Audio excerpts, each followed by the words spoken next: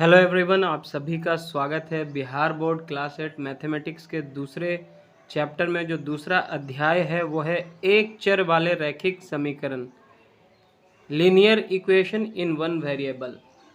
आज हम इसका जो प्रश्नावली है, प्रश्नावली 2.1, इसको सॉल्व करेंगे।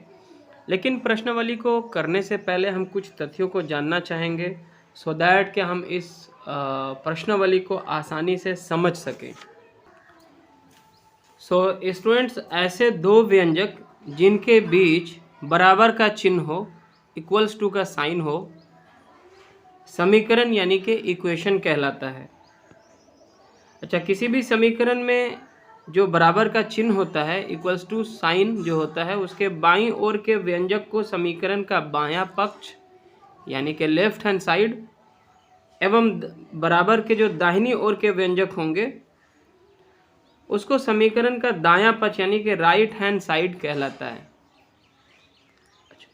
एक और तथ्य है कि रेखीय समीकरण वह समीकरण होते हैं जिसमें चर की अधिकतम घात एक होती है। देखिए, यहाँ पे एक समीकरण दिया गया है 2x + 3 = 5। यहाँ पे x का जो घात है, x के ऊपर कितना घात है, 1 छुपा होता है।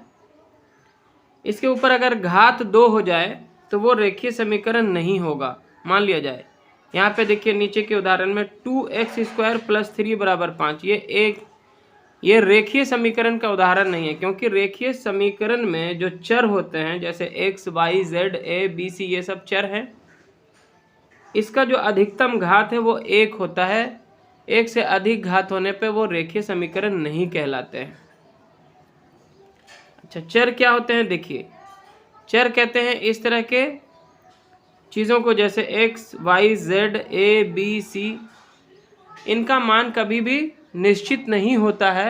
अलग अलग प्रश्न में x का मान अलग अलग हो सकता है, इसलिए इसको हम चर या वेरिएबल कहते हैं। और वहीं जो संख्याएं होती हैं उसको हम अचर बोलते हैं, यानी कि नॉन वेरिएबल, जैसे 1, 2, 3, 4, 5 एट्सेट्रा। इनका मान जो है निश्चित होता है, ये कभी बदलता नहीं है, इसलिए इसको हम अचर या नॉन वेरिएबल कहते हैं। मान लिया जाए यहाँ पे एक समीकरण है 2x - 3 = 7। तो यहाँ पे 2x - 3 जो बराबर साइन के बाएं ओर है, बाईं ओर के पक्ष को हम बायां पक्ष यानी कि लेफ्ट हैंड साइड कहते हैं, और इसको हम बराबर कहते हैं। बराबर साइन को हम समता भी कहते हैं, और बराबर के दाईं ओर जो कुछ भी हो समीकरण में उसको दायां पक्ष या फिर राइट साइड या राइट हैंड साइड आप कह सकते हैं। और जब हम समीकरण के बाईं पक्ष के किसी भी चीज़ों को जो प्लस साइन में हो, अगर दाहिनी ओर ले जाएंगे, बराबर के उस साइड में ले जाएंगे समीकरण को हल करने के लिए, तो प्लस वाला जब बराबर के उस साइड जाएगा तो माइनस में होगा, और जब माइनस वाले को हम बराबर के दूसरी ओर ले जाएंगे तो वो प्लस साइन लेकर जाएगा। भाग वाले को अगर हम बराबर के उस साइड ले जाएंगे तो वो गुना में हो जाएगा, और जब गुना वाले को बराबर के उस साइड ले जाएंगे तो वो भाग में हो जाएगा। इसको भी आपको याद रखना है। और कुछ फार्मूला भी आपको याद कर लेना है। a + b × a - b। अगर इस रूप में कोई व्यंजक हो तो उसको हम इस प्रकार भी लिख सकते हैं, a² - b²। a² - b² को आप a + b × a - b लिख सकते हैं, या नहीं तो a + b × a - b को आप a² - b² लिख सकते हैं। दोनों एक दूसरे के बराबर हैं। इसी प्रकार a + b का होल स्क्वायर बराबर होता है a² + b² + 2ab, और a - b का होल स्क्वायर बराबर होता है a² + b² - 2ab। इसे भी आप याद रखें सो दैट के प्रश्नावली को हल करने में आप आसानी से इसको समझ सकें। और अब हम शुरू करते हैं प्रश्नावली 2.1 को। तो प्रश्नावली 2.1 को अगर हम ध्यान से देखें तो यहाँ पे कहता है निम्नलिखित समीकरणों का हल ज्ञात कीजिए। तो एक एक करके हम इन सारे समीकरणों को हल कर लेते हैं। पहला प्रश्न इस प्रकार से है, 3 × x - 3 = 15। तो इसको हल कर लेते हैं। देखिए, आगे हम इसको लिख सकते हैं और का मतलब या होता है। 3 को x से गुना कर लेंगे तो हो जाएगा 3x, बीच में माइनस का साइन है, 3 को 3 से गुना करेंगे तो 3 3 9 हो जाएगा। इतना बराबर कितना है? 15 है। ठीक है। और का मतलब या। अब हम क्या करेंगे, 3x को अपने जगह पे रहने देते हैं और बराबर लिख देते हैं। बराबर की उस ओर कितना है? 15 है। ठीक है। और देखिए 9 जो है माइनस में है, बराबर के उस साइड हम ले जाएंगे तो क्या होगा? माइनस वाले को बराबर के उस साइड ले जाएंगे तो प्लस होगा। अभी अभी हमने आपको बताया भी था। ये हो गया। और का मतलब या। आगे देखिए 3x बराबर कितना हो जाएगा? 15 और 9 को जोड़ लीजिए तो हो जाता है 24। ठीक है। इसलिए x बराबर, अब x का मान निकालेंगे तो x के बराबर में कितना है? 24 है। और 3x के गुना में है, उस तरफ ले जाएंगे तो क्या हो जाएगा? भागा में हो जाएगा। तो 24/3 का मतलब होता है 24/3, है ना। और 3 से 24 को आप काट दें तो 3 इकाई 3, 3 8 24। तो x का मान निकल के कितना आ गया? 8। अतः यहाँ पे x का मान क्या है? इसलिए x बराबर हो गया 8। x का मान हो गया 8। यही होगा हमारा हल या आंसर कह सकते हैं आप इसको। और इसी का देखिए क्वेश्चन नंबर 2 में दिया गया है x/2 - 7 = 15। तो आगे हम इसको लिख सकते हैं, और x/2 को अपने जगह पे रहने देते हैं। बराबर के उस साइड है 15 और इस -7 को हम उधर ले जाते हैं तो कितना हो जाएगा? +7 हो जाएगा। सही है ना। और एक लाइन आगे और बढ़िए तो x/2 बराबर कितना हो गया? 15 7 होता है 22। ठीक है। अब हम यहाँ पे क्या करेंगे? क्रॉस मल्टीप्लीकेशन करेंगे। क्रॉस मल्टीप्लीकेशन जिसको हम तिर्यक गुणन कहते हैं, इसमें क्या करते हैं? इसके अंश को इसके हर से और इसके हर को इसके अंश से गुना करते हैं। इस प्रकार होता है, देखिए ऐसे और ऐसे गुना होता है। ठीक है। x को गुना करेंगे तिर्यक गुणन करने पर, और x को गुना करेंगे 1 से, x गुना 1, इसके नीचे तो 1 छुपा होता ही है ना किसी भी संख्या के। और यहाँ पे हो जाएगा 22 गुना 2 या 2 गुना 22, जो भी लिखिए आप। तिर्यक गुणन करने पर, तिर्यक गुणन करने पर। ठीक है। इसको क्रॉस मल्टीप्लिकेशन भी कहा जाता है। इसमें पहली संख्या के अंश को दूसरी संख्या के हर से और पहली संख्या के हर को दूसरी संख्या के अंश से गुना करते हैं। ठीक है। अब क्या हो जाएगा? देखिए x × 1 यानी कि x ही होगा, और 2 × 22 कितना हो गया? 44 हो गया। तो x का मान निकल गया यहाँ पे। तो यही हो जाएगा हमारा हल यानी कि आंसर। ठीक है। क्वेश्चन नंबर 3 में आते हैं, और यहाँ पे क्वेश्चन नंबर 3 इस तरह से दिया गया है -2x/7 + 2 = 8। इसका हल अगर हम निकालें तो इसको हम आगे इस प्रकार लिख सकते हैं। -2x/7 को अपने जगह पे छोड़ देते हैं, इक्वल्स टू यानी कि बराबर साइन के उस तरफ है 8, और +2 को उधर ले जाएंगे तो हो जाएगा -2। आगे एक बार और बढ़ जाते हैं और लिख सकते हैं हम -2x/7 बराबर हो जाएगा 8 में से 2 गया 6। अब यहाँ पे 6 को हम 6/1 लिख सकते हैं। तिर्यक गुणन यहाँ पे भी हमको करना होगा। जब भी संख्या बटा के रूप में होगा तो आपको तिर्यक गुणन यानी कि क्रॉस मल्टीप्लिकेशन का यूज़ करना पड़ेगा। तो यहाँ पे हो जाएगा, देखिए -2x गुना होगा किसके साथ में? 1 के साथ में, और बराबर हो जाएगा 7 गुना 6। इसके अंश को इसके हर से और इसके हर को इसके अंश से आपको गुना करना होता है। तो आगे क्या हो जाएगा? देखिए, और ये और लिख रहा हूँ, आप या भी लिख सकते हैं। तो ये -2x × 1 का मतलब होगा -2x ही रहेगा, और यहाँ पे हो जाएगा 7 छके 42। ठीक है। और x का मान जब हम निकालेंगे तो x बराबर क्या हो जाएगा? x के बराबर है 42, तो 42 रहेगा। और ये -2 जो है इसके गुना में है, 2 × x है, तो -2 क्या हो जाएगा? भागा में आ जाएगा। सही है ना। और जब हम इसको भाग करेंगे तो क्या हो जाएगा? देखिए 2 एकम 2 और 2 दूना 4, 2 इकाई 2, तो आ जाएगा 21, जो कि तो यहाँ पे आ जाता है 21, लेकिन यहाँ पे माइनस का साइन आएगा क्योंकि यहाँ पे बटा में -1 था। ठीक है। तो ये हो जाएगा आंसर। अगर आप लोगों को किसी को कन्फ्यूज़न है तो आप समझ लीजिए एक बार अच्छे से कि x बराबर था हमारा मान देखिए 42/-2, सही है ना।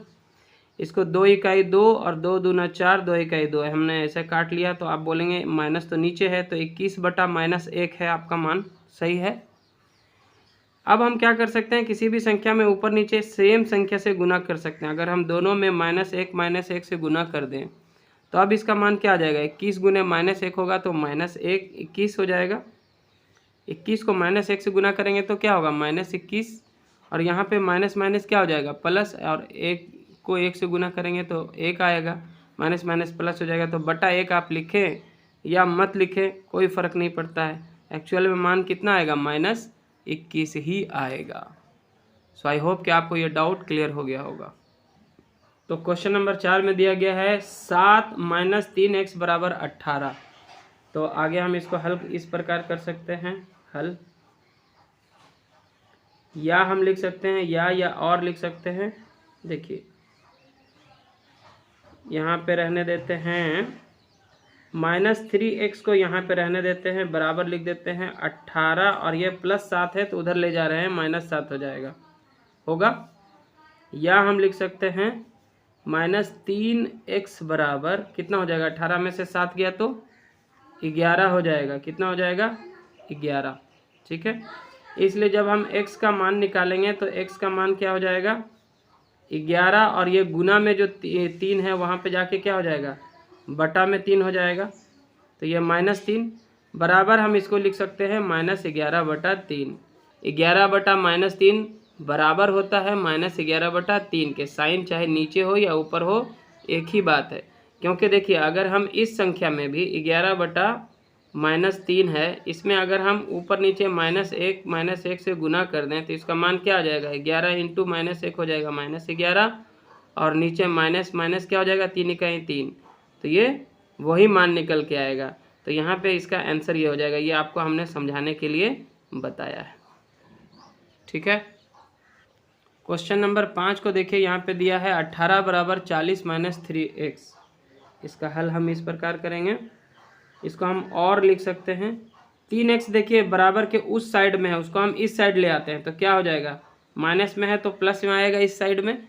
3x बराबर क्या है, 40 अपने जगह पे है बराबर की इस साइड में, और ये 18 बराबर से बाईं ओर है तो दाईं ओर ले जा रहे हैं तो क्या हो जाएगा, +18 हो जाएगा -18, ठीक है।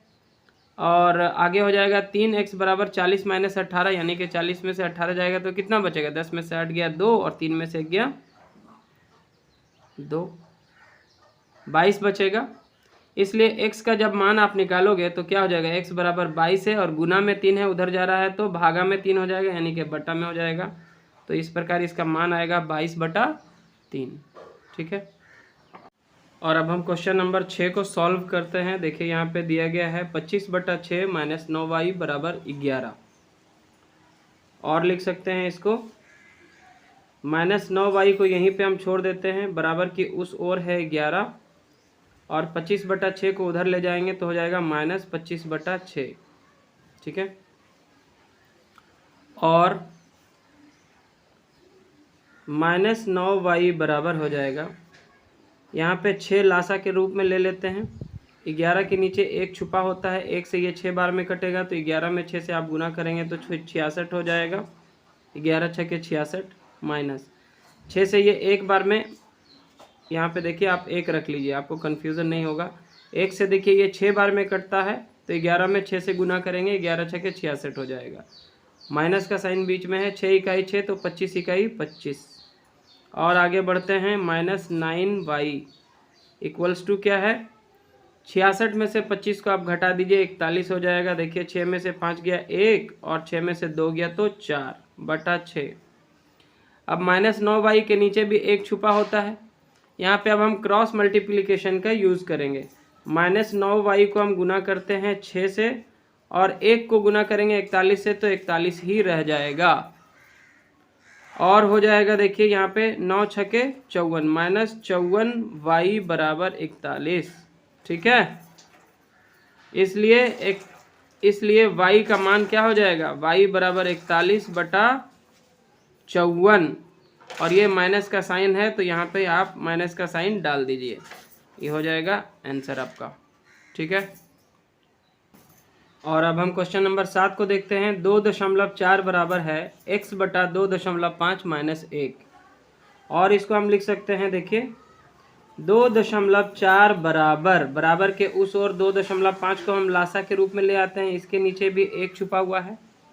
तो 2.5 से 2.5 कितना बार में कटेगा? एक बार में। तो x में आप 1 से गुना करेंगे तो x ही रह जाएगा, माइनस का साइन है बीच में दे दीजिए। 1 से 2.5 बार में कटेगा, तो 1 में 2.5 से गुना होगा तो 2.5 रह जाएगा। और हम इसको लिख सकते हैं, देखिए इसके नीचे भी 1 छुपा हुआ है, क्रॉस मल्टीप्लिकेशन कर लेते हैं। तो क्रॉस मल्टीप्लिकेशन क्या हो जाएगा? 1 को अगर आप x माइनस 2.5 से गुना करेंगे तो यही रह जाएगा 2.5। ठीक है। और इसके बराबर में क्या हो जाएगा? देखिए 2.4 गुना हो जाएगा 2.5 से, 2.4 गुना 2.5। ठीक है। और इसको हम लिख सकते हैं x माइनस 2.5 बराबर 6। 6 कैसे होगा? 2.4 को जब हम गुना करेंगे 2.5 के साथ में तो 6 मान आएगा। देखिए 5 चौके 20 के 0, बाकी 2, 5 दूनी 10, 2 12। पहले आप नॉर्मल गुना कर लीजिए, अगर आपने दशमलव पढ़ा है पिछले क्लासेस में तो आप आसानी से इसको जान सकते हैं। फिर 2 को 4 से करेंगे, 2 चौके 8, 2 दूना 4, 0, 8 10 के 0, बाकी 1, 4 1 5, 5 में 1 जो बाकी है मिलाएंगे 6। यहाँ दशमलव के बाद 1 डिजिट, यहाँ भी दशमलव के बाद 1 डिजिट, 1 1 2 डिजिट हो गया। यहाँ पे राइट हैंड साइड से 2 डिजिट के बाद दशमलव आप डाल दो, 6.00 यानी कि 6 ही होता है। और इस तरह से हम लिखेंगे x बराबर 6 और ये माइनस 2.5 को उधर ले जाएंगे, प्लस 2.5 हो जाएगा। इसलिए x बराबर क्या हो जाएगा? 6 2 8 और 0.5 आंसर। और क्वेश्चन नंबर 8 में देखिए दिया गया है 3x प्लस 10 बराबर 1। ठीक है। और हम इसको लिख सकते हैं 3x बराबर क्या हो जाएगा? 1, और ये 10 प्लस में है तो उधर जा कर के क्या हो जाएगा? माइनस 10। ठीक है। और 3x बराबर क्या हो जाएगा? 1 में से माइनस 10 जाएगा तो क्या हो जाएगा? माइनस 9। इसलिए जब हम x का मान निकालेंगे तो क्या हो जाएगा? माइनस 9, और ये 3 जो है गुना में उधर जाके हो जाएगा भागा में। अब 3 से 9 को काटेंगे तो 3 1 3, 3 3 9, 3 बार में कट जाता है, तो आंसर क्या आ जाएगा? -3। ठीक है। ये इसका हल निकल गया। क्वेश्चन नंबर 9 इस प्रकार दिया गया है, तो इसको हम आगे हल कर लेते हैं।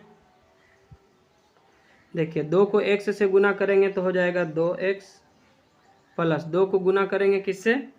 11/4 से, तो 2 गुना 11/4, इसको ऐसे लिख लेते हैं, बराबर हो जाएगा 13। अब इसको काटेंगे तो 2 1 2, 2 दूना 4 कट जाएगा।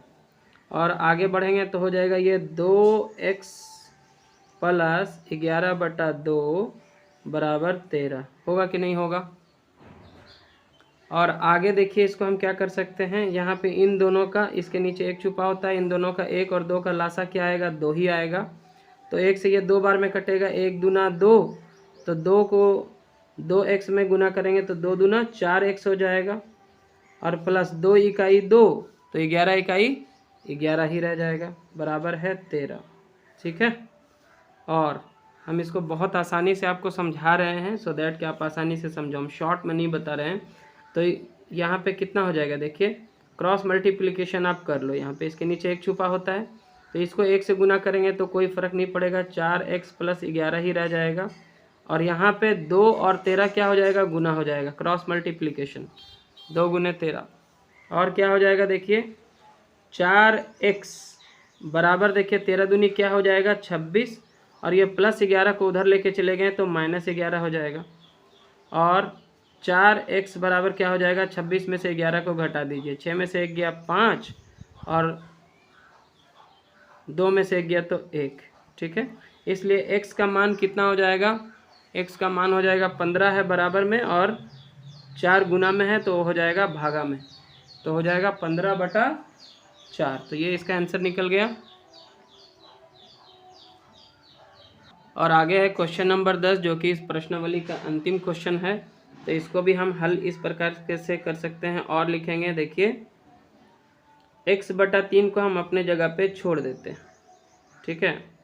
और ये हो जाएगा प्लस माइनस -14/3, ठीक है। बराबर में है 3/7, इसको एज इट इज़ हम लिख देते हैं। और आगे बढ़ेंगे तो देखिए 3 और 3 का लासा क्या आएगा, 3 ही आएगा। तो 3 इकाई 3 तो x इकाई भी x हो जाएगा, 3 इकाई 3 तो 14 इकाई भी 14 हो जाएगा, बराबर हो गया 3/7। अब इन दोनों को क्रॉस मल्टीप्लिकेशन कर दीजिए, तो x - 14 किसके साथ गुना हो जाएगा, 7 से हो जाएगा। और इसको लिख सकते हैं 7 × x - 14 बराबर हो जाएगा 3 × 3। ये हो गया तिर्यक गुना, यानी कि क्रॉस मल्टीप्लिकेशन करने पर, तिर्यक गुणन करने पर, ठीक है ना। और अब देखिए इसको हम क्या लिख सकते हैं, 7 को x से करेंगे तो 7x माइनस 7 को 14 से गुना करेंगे तो 14 × 7 = 98 हो जाएगा, बराबर है 3 × 9। इसलिए फिर आगे हम और बढ़ते हैं, 7x बराबर हमारा हो जाएगा 9, और ये -98 उधर जाके हो जाएगा +98, ठीक है। और 7x बराबर हो जाएगा कितना, 98 को 9 से जोड़ देंगे तो कितना हो जाएगा, 9 × 8 = 17 के साथ बाकी 1 और 9 × 1 = 10, 107 हो जाता है। इसलिए x का मान क्या आ जाएगा, 107, तो बराबर में है ही है, और ये गुना में 7 था तो क्या हो जाएगा, बटा में 7। तो इसका आंसर निकल के आ गया 107/7। तो इस प्रकार से हमने ये जो प्रश्नावली था, प्रश्नावली 2.1 को यहाँ पे सॉल्व कर लिया है। आई होप कि आपको ये वीडियो लेसन पसंद आया होगा। अगर आपको ये अच्छा लगा तो लाइक करें, शेयर करें अपने सभी मित्रों के साथ, सभी दोस्तों के साथ, और चैनल पे नए हैं तो आने वाले सभी वीडियोस को देखने के लिए सब्सक्राइब ज़रूर कर लें। Thanks for watching.